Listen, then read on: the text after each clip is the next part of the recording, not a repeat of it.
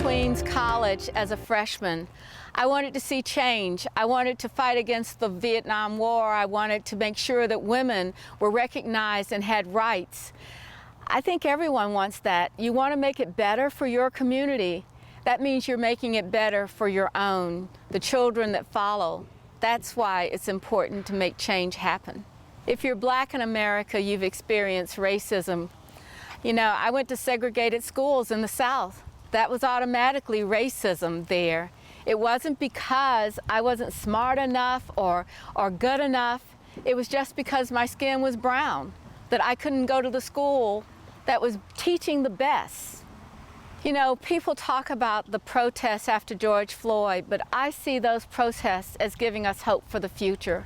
I think people understand the meaning of systemic racism, and they understand the concept of equity.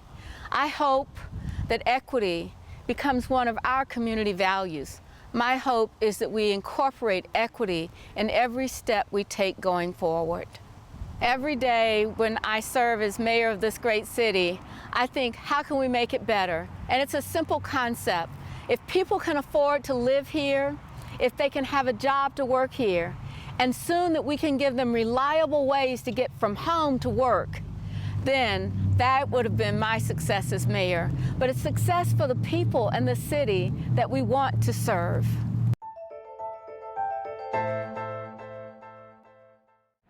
Rescue Ranch is a humane education center that sits on 87 acres here in beautiful Statesville. The ranch houses over 80 resident animals. Oh, I just want to hang out on your pole. Rescue Ranch is unique because it houses all different types of animals. We have farm animals, exotic animals, and now with the addition of our foster and adoption program, we are adding companion animals into the mix here. Are you cold, the Peaches? Are you cold, sweet girl? Yeah. So cute. Oh, you're so cute. Oh, the Peaches are so cute. We started the adoption program in December of last year, and with it being recently new, we're just very excited to start rescuing animals from kill shelters and placing them into forever adoptive homes. It's always been a dream of the founders, Chrissy Newman and Ryan Newman, that as well as rescuing farm and exotic animals and teaching our community about humane pet ownership, that we, rescue dogs and cats as well. There you go to Peaches, there you go. This one is Peaches and the other dog is Maple, and they were both rescued from a high kill shelter here in North Carolina. And so part of our mission is to rescue animals from high kill shelters. We're rescuing the animals that are in the high kill shelters that might not have a chance without us. So we're definitely saving lives here. The response from the community has been really incredible. We've received a lot of support, and if people can't foster or adopt an animal, people have been reaching out to volunteer or asking how they can help. And how everyone can help us is by fostering or adopting. If they can't do that, then they can volunteer or share our animal bios on our social media pages. We're very excited to start rescuing more animals and getting them into their forever homes. Seeing dogs like Maple and Peaches where they were about to be put down just due to sheer space and enough resources in the kill shelter, it really warms our hearts that we were able to save them and give them a new chance at forever. Washington, D.C. Bureau reporter Kevin Fry joining us now live with a recap of this historic day. Good evening, Kevin. Yeah, good evening. This was a moment long time coming for Joe Biden, taking the oath of office in a country that is deeply divided, still trying to come to grips with the reality of what happened here at the nation's capital, that attack on the Capitol building just 2 weeks ago. So help me God. Congratulations, Mr. President. Surrounded by his family, President Biden was sworn in by Chief Justice John Roberts. The peculiar look of this year's ceremony underscoring the challenges the country faces. The Capitol fortified after that attack, the National Mall empty due to the pandemic. In his address, the 46th president called for healing and suggested Americans can rise to the occasion despite facing the challenges of the global pandemic, political violence, a shattered economy, and climate change. To overcome these challenges, to restore the soul and secure the future of America requires so much more than words. It requires the most elusive of all things in a democracy: unity. Biden also called for racial justice, acknowledging the historic nature of the incoming administration. That I will bear true faith and allegiance to the same. Kamala Harris is the first black, first South Asian, and first woman to become vice president. Not at the ceremony today, outgoing President Donald Trump. Breaking with precedent, he skipped the event, forgoing the symbolism of the peaceful transfer of power. Leaving Washington for Florida this morning, he spoke to a crowd at Joint Base Andrews.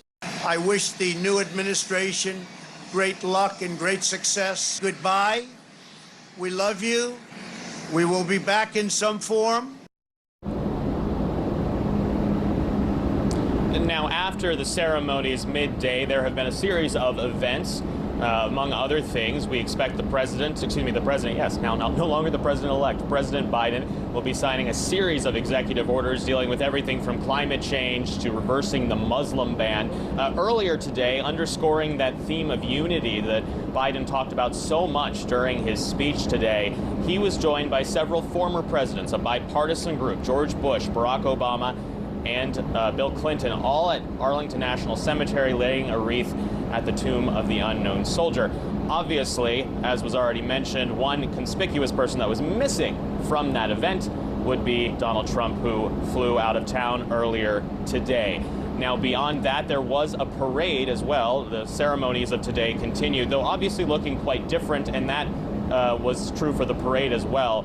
Because of the pandemic, because of the security restrictions, it was certainly scaled down in terms of an in-person event, though they did have virtual elements that they were able to lean on instead. It was something that we, of course, saw exhibited firsthand during the Democratic National Convention earlier during this whole election cycle, if you will.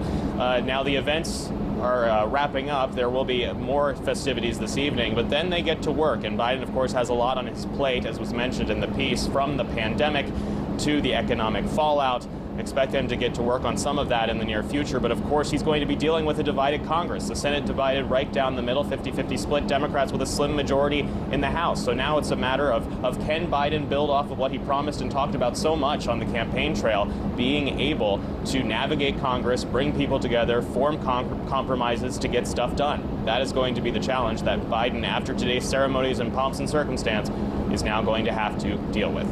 For now, reporting in Washington, I'm Kevin Fry, Spectrum News 1. That's exactly right. I'm here at Atrium Health in Charlotte, where just a couple of hours after the vaccine was delivered, Atrium's medical director of infection prevention became the first person in North Carolina to be vaccinated for COVID-19.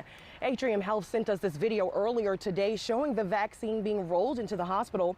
Doses have to be stored in ultra cold freezers. We're talking negative 94 degrees Fahrenheit to keep the vaccine effective.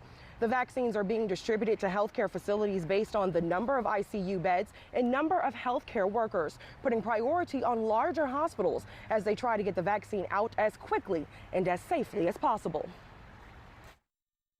Feel perfectly fine. Again, just a moment of hope, a moment of potential for change of the course that we're on with the pandemic right now. I couldn't be more excited. I feel perfectly fine. I've had no issues with the vaccine. The Pfizer vaccine is reported to be 95% effective in preventing COVID-19. Sharon and Loretta, good evening to you and good to see you. We are in an untraditional election year, and that has made for an unlikely election viewing party here tonight. Just this evening, taking aim directly, squarely at some of the Trump administration's banner issues throughout their 4 years in office, from working to rejoin the Paris Climate Accord to also reversing the so-called Muslim ban. This, as Joe Biden looks to turn the page on the Trump era. Reporting in Washington, I'm Kevin Fry, Spectrum News 1. She's been waiting for today, just like other teachers in the state. She's an elementary school teacher and says the vaccine is an important step in returning to a sense of normalcy for teachers and students.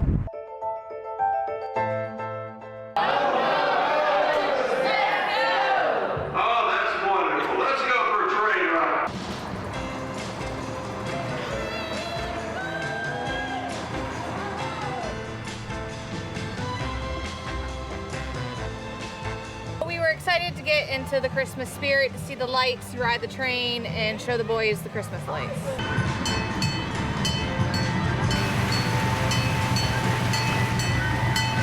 fun out here tonight. It's looking nice. And yeah, Kannapolis did a good job.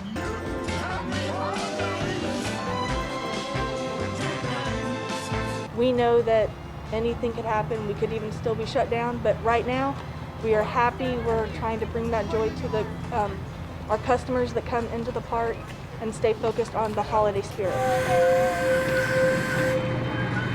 The train ride was spaced out. Everybody's masked up when they're close by, but being able to be out and walking around without being right on top of folks has been nice. Your hands and feet inside the train at all times. It was unique for me anyways, to see all the different ethnicities, different demographics. I love just getting to interact with the different customers that come to the park and seeing just how everybody just lights up when they see it. I like to interact with the customers more than anything and just bring joy to the kids. This is a fantastic experience. We're from up north and we usually have lots of Christmas holidays, things to go through, but down here this is definitely something fun to do for the family. Plantation built on the growth of cotton. They grew other things, a lot of corn, other crops, but cotton is why the plantation here, why the wealth is here. Cotton is a very important story, and we tell that, along with all livestock. You need livestock to grow those crops, horse to plow the fields, hogs to eat, sheep to raise wool with, chickens for eggs and meat, all those things that we do here today. We have behind me an enslaved house built in the 1830s or 40s probably, and that's a significant thing. There aren't too many enslaved houses existing today. We have them restored and furnished like they're from the time periods, from the 1840s and 50s. And right now, we're fortunately doing a lot of restoration on some of our key structures to really bring them up, take care of them, also really intensify that historic look and feel inside and out. You come out here, you can see what they're eating, you can understand it better, so you can really get a feeling for the past, just not walking around seeing empty buildings or reading a brochure. Bradenton has a long, rich history spanning, a good 150 years. You walk in the buildings, you get a sense of the past, how people lived, and various skill sets, from the large plantation owner to the enslaved population, because they all have an important story to tell here.